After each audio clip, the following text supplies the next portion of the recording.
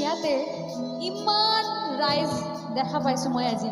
কি ভাল লাগিছে মানে, কিমান ভাল লাগিছে, মই ভাষা প্ৰকাশ কৰিব নোৱাৰোঁ মানে, ইমান ভাল অনুভূতি এটা হৈ আছে। তো যেনেকুৱা মই গাই আছোঁ, তোমাৰ কথা ভাবিলেই জানা জোনাক উপচি পৰে।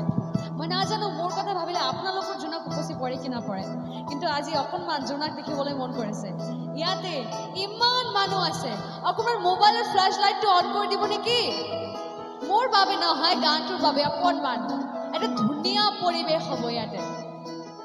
অকণমান সেইটো চাবলৈ মই ৱেইট কৰি আছো। ইমান মানুহ আছে, মোষ্ট প্ৰবলি সকলোৰে হাতে মোবাইল আছে। অকণমান ফ্লেছ লাইটটো অন কৰি দিব নেকি? আৰু গোটেইখিনি এইবিলাক ষ্টেজৰ লাইটবিলাক অফ কৰি দিয়া। আৰু অকণমান উঠিব, আৰু অকণমান হাত উঠিব। বহু মানুহ আহিছে ইয়াতে। ফ্লেছ লাইটটো অকণমান অন কৰি দিয়া, একেলগে গাম পিছতে।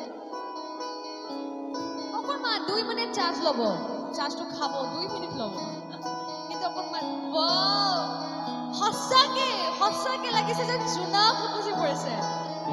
সঁচাকে অকণমান হাতটো এনেকৈ কৰি দিয়া সকলোৱে।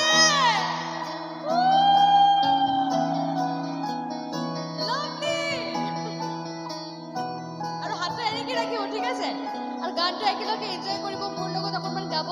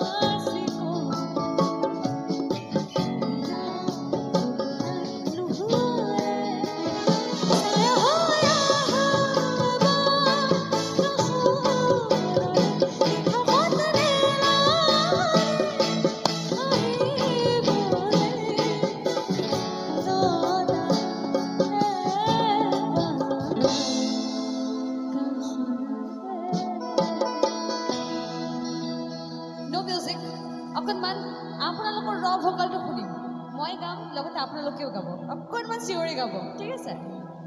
লাজ নকৰিব। বিহুৰ প্ৰগ্ৰাম মানে এটা বছৰত একবাৰেই পাতা হয়, আৰু কমিটিৰ মানুহ ইমান ডাঙৰ প্ৰগ্ৰাম পাতি আছে, ইমান মানুহৰ ভিৰ হৈ আছে। এইটো সঁচাকৈ বহুত ডাঙৰ এটা কথা, মানে এটা প্ৰগ্ৰাম কৰিবলৈ বহুত পৰিশ্ৰম হৈ থাকে, আৰু কমিটিৰ সকলো সদস্য মিলি একেলগে একতা লৈ ইমান ডাঙৰ এটা প্ৰগ্ৰাম পাতিছে। আৰু তাত আহি মই ইমান ভাল অডিয়েঞ্চ পাইছোঁ, এইটো মোৰ বাবে বহুত ডাঙৰ এটা এচিভমেণ্ট হয়। তো সেইকাৰণে অকণমান মোৰ লগত গাই দিয়ে নেকি ৰাইজে? মই এনেকৈ কাউণ্টিং কৰিম, 1 2 3